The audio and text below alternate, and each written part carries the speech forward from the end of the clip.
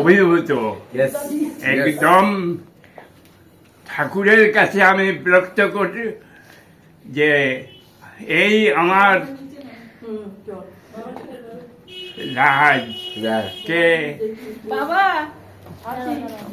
তার অভিনয়ের জন্য তার উচ্চ আসন দখল করবে এবং আমি দৈনিক আমি 5:30টায় দেখবো এই যে দৈনিক সন্ধ্যায়